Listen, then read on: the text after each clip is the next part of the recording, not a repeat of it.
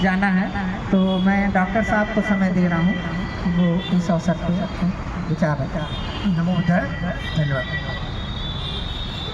सर्वप्रथम इस आज के दिन हम श्रद्धांजलि देते हैं अपने बाबा साहब को, जिनकी वजह से आज हम लोग यहाँ पर एकत्रित हुए हैं। और भगवान बुद्ध की करुणा भी हम लोगों के साथ है, भिक्षु संघ हमारे साथ है। आप सबको बहुत बहुत धन्यवाद। और अभी जितने भी लोग हमारे बीच में हैं, आप सबको हमारा नमन। तो दो बातें रखनी है।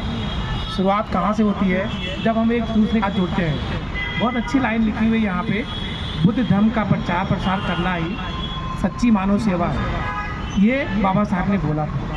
तो ये जो लाइन बहुत छोटी सी है नहीं, हमारे जीवन में जो क्रांति आती है सेवा से आती है, और जैसा भाई साहब ने बताया परमिताओं से आती है। तो जीवन में क्रांति कैसे आएगी?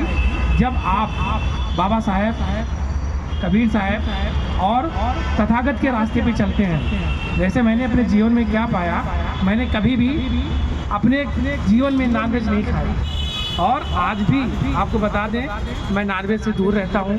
बच्चे खा लेते हैं कभी कभी, लेकिन मेरा कोशिश है आगे चल करके वो इन्हीं रास्तों पे चले। इनका जो परिवार था, बाबा साहब की हम बात करेंगे, कबीर पंथ को क्यों मानता था?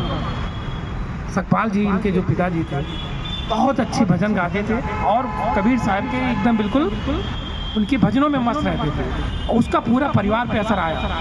क्यों? नॉनवेज, क्योंकि ये परंपरा थी। महार जात जो यहाँ से जन्म हुआ था बाबा साहब का, ये लोग नॉनवेज का ही सुखा करके खाते थे, और गांव से दूर इनका पूरा निवास रहता था। तो कबीर पंथ जब आया इन्होंने, क्योंकि हमारे परिवार ने, हमारे पिताजी, हमारे पुरखों ने भी कबीर पंथ के रास्ते पे चले, तो हमारे यहाँ नॉनवेज छूट गया सबका, और शाकाहारी बने। वहीं से प्रज्ञा और शील करुणा जगती है जब आप उस रास्ते पे चलते हैं। तो मेरे जीवन में क्रांति आया बाबा साहब की वजह से। उनके पहले उनकी क्रांति आई कबीर साहब की वजह से। कबीर साहब के पहले क्रांति जो आई, जितने भी गुरुओं में आई, वो तथागत की वजह से आई।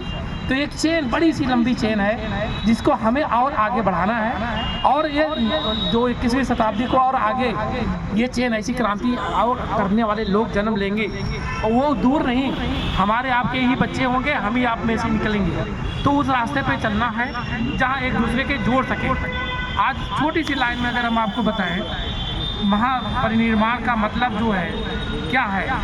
जब हमारा निर्माण होता है डेथ के बाद, ये पाली का शब्द है, उसके बाद तो शरीर छूट जाता है। लेकिन असली में हम देखें कि जीवन में जितना हम कमाते हैं, अपना जीवन में सब कुछ अपने लिए करते हैं, दूसरों के लिए, यही इनलाइटमेंट है। मरने के बाद कुछ भी नहीं मिलता है। तो जीते जी हमें अपने आप को अमर करना है, इमॉर्टल